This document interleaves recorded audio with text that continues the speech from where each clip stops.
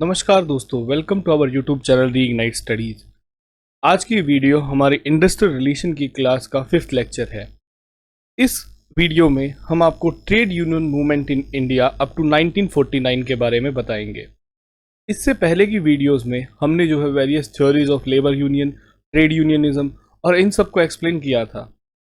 तो जिस किसी ने भी वो वीडियोस नहीं देखी हैं, वो डिस्क्रिप्शन बॉक्स में प्लेलिस्ट का लिंक दिया गया है, आप उस लिंक पे जाके उन वीडियोस को देख सकते हैं।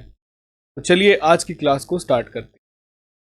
Trade union movement in India up to 1949 आज का ये टॉपिक है।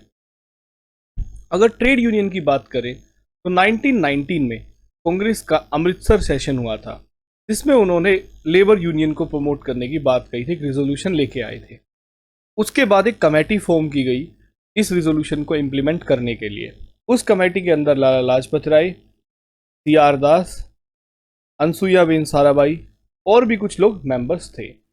फिर उसी कमेटी की रिकमेंडेशंस पे अक्टूबर 1920 में all India trade union Congress form की गई, AITUC all India trade union form की गई। और कहाँ पे? बॉम्बे में। ठीक, और इसका इनिशिएशन लिया था बाल गंगाधर तिलक ने।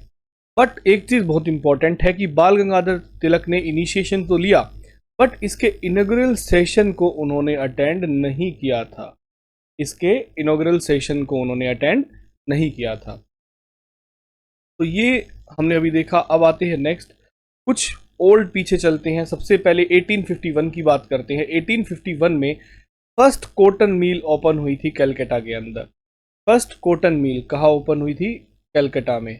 कब? 1851 में। फिर बॉम्बे मिल एंड एसोसिएशन 1890 में बनी और इसको बनाया था LM लोखंडे ने। LM लोखंडे एक मैगजीन भी लिखते थे दीन बंधु नाम से। LM लोखंडे एक मैगजीन भी लिखते थे दीन बंधु नाम से। फर्स्ट फैक्ट्री एक्ट आता है 1881 में। फर्स्ट फैक्ट्री एक्ट का ईयर क्या है? 1881। इंटरनेशनल लेबर ऑर्गेनाइजेशन ILO की स्थापना होती है 1919 में और AITUC की स्थापना हुई थी 1920 में। इसके इंस्टैब्लिशमेंट का मेन पर्पस ये था कि हम ILO के अंदर नॉमिनेटिंग बॉडी में अपना भी रिप्रेजेंटेटिव भेज पाए, ताकि हमारे इंडियन लेबर्स के हितों की भी रक्षा हो पाए। इसका मेन पर्पस ये था। फिर मद्रास लेबर एसोसिएशन 1918 में बनी, जिसको BP वाडिया ने बनाया था। मैड्रास लेबर एसोसिएशन 1918 में फॉर्म हुई, जिसको BP वाडिया ने बनाया। अब बात करते हैं all India trade union Congress पे। All India trade union Congress के फर्स्ट प्रेसिडेंट लाला लाजपत राय थे और फिर इनका first general secretary Chaman Lal थे। इसके अंदर बहुत सारे और भी मेंबर्स रहे president. All India trade union के प्रेसिडेंट VV गिरी भी रहे, सुभाष चंद्र बोस भी रहे, जवाहरलाल नेहरू भी रहे, RS राजेंद्र प्रसाद भी रहे, C.R. दास भी रहे, जोसेफ बैप्टिस्टा भी रहे। ठीक, जबकि इसका स्प्लिट हो गया था बाद में 1929 के नागपुर सेशन में। तो ये चीज़ भी आपको याद रखनी है कि AITUC का स्प्लिट 1929 नागपुर सेशन में हुआ था। और ये इसके कुछ मेन इंपॉर्टेंट प्रेसिडेंट्स हैं। आपसे पेपर में एक स्टेटमेंट दे दी जाएगी कि Chittaranjan Das was not the president of all India trade union Congress, तो this statement was totally wrong. तो ये चीज़ आपको याद रखनी है।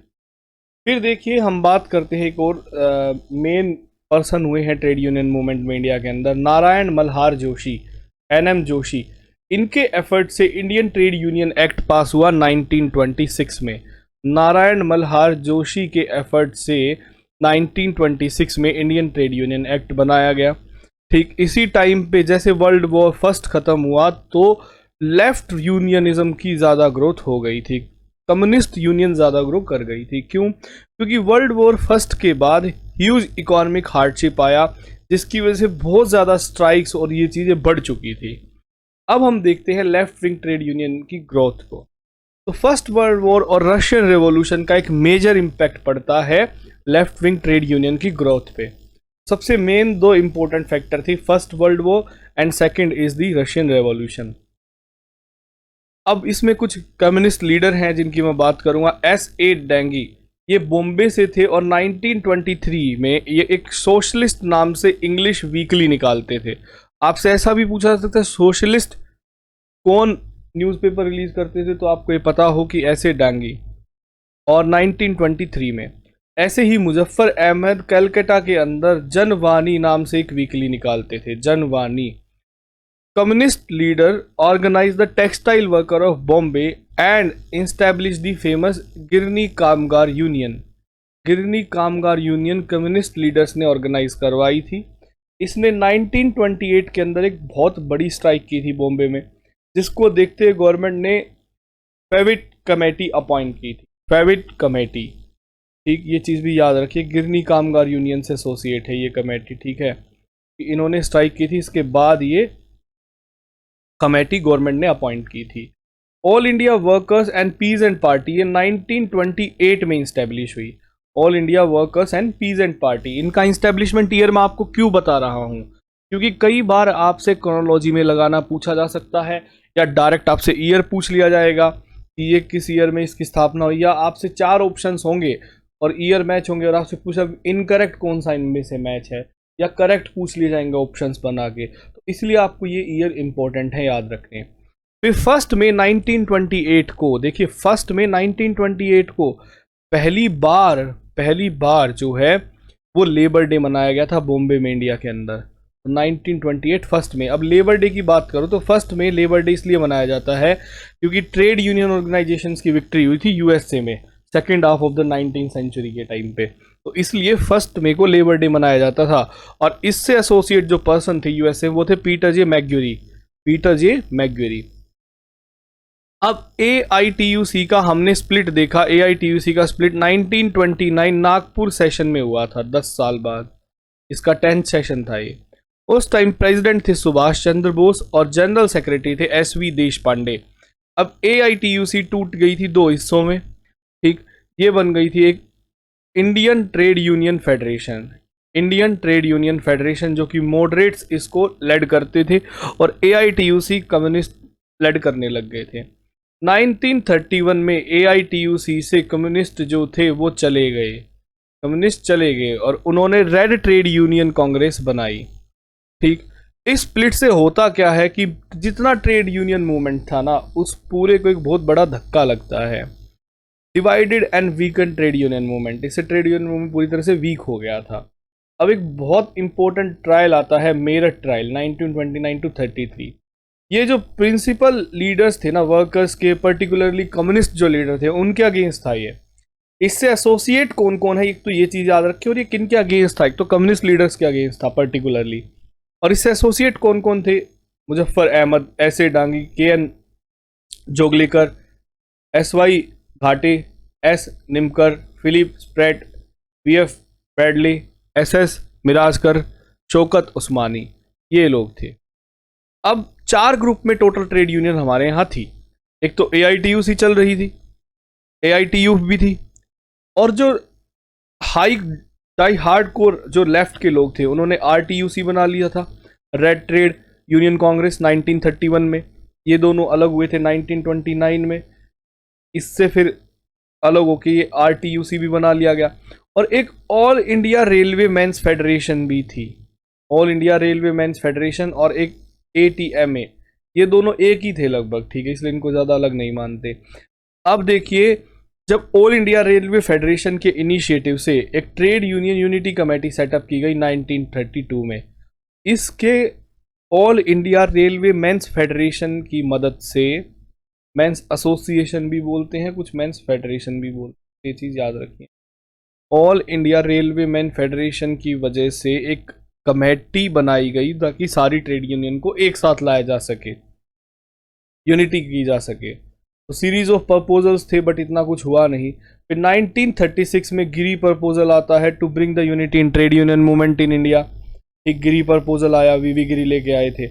इसके बाद 1933 में एक ट्रेड यूनियन फॉर्म हुई थी, नेशनल फेडरेशन ऑफ लेबर। ठीक, नेशनल फेडरेशन ऑफ लेबर का और all India trade union federation का मर्ज हो गया 1933 में, और इसको मर्ज करके बना दिया गया था national federation of national trade union federation. इसको मर्ज करके क्या बना दिया गया था, नेशनल ट्रेड यूनियन फेडरेशन। ये आपको याद रखना, 1933 में एक नई यूनियन बनती है, नेशनल फेडरेशन ऑफ लेबर।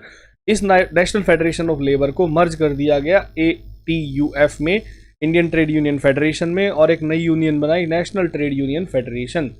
अब ये नेशनल ट्रेड यूनियन फेडरेशन ही वर्क कर रही थी मेनली कांग्रेस के लिए। फिर 1934 में RTUC जो रेड ट्रेड यूनियन कांग्रेस थी उसको डिसबैंड कर दिया गया और AITUC के अंदर ये मर्ज हो गए थे सारे।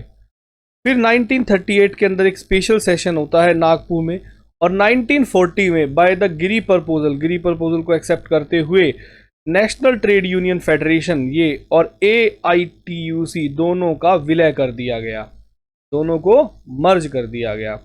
1931 में जो कराची का सेशन था उसके अंदर फंडामेंटल राइट की बात थी, सबको पता है ऑलमोस्ट, और लेबर राइट्स की भी बात थी। बस इंपॉर्टेंट यही है कि जो कराची सेशन था ना उसके अंदर लेबर राइट्स की भी बात की गई थी। तो आपसे क्वेश्चन ये पूछा जाएगा कि जो नेशनल ट्रेड यूनियन फेडरेशन और AITUC का मर्ज किस ईयर में हुआ, तो 1940 में मर्ज हुआ था, और ये गिरी प्रपोजल था, इसकी वजह से मर्ज हुआ था। फिर 1941 में इंडियन फेडरेशन ऑफ लेबर का बनाया गया, इसके जमुना दास मेहता इसके प्रेसिडेंट थे और MN रॉय इसके जनरल सेक्रेटरी थे।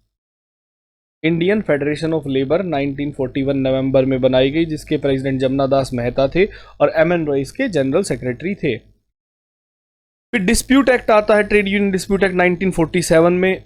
पेमेंट ऑफ बोनस एक्ट 1965 अभी ज़्यादा रिलेवेंट है नहीं, क्योंकि अब क्या हो चुका है कि कोड आ चुके हैं, ठीक है, जिनकी सीरीज आज से हम शाम से स्टार्ट करेंगे कोड की, तो उनमें आपको पूरा डिटेल में हम कोड्स को एक्सप्लेन करेंगे। तो अब ये सारे पेमेंट ऑफ बोनस एक्ट ये मर्ज हो चुका है कोड ऑन वेजेस के अंदर।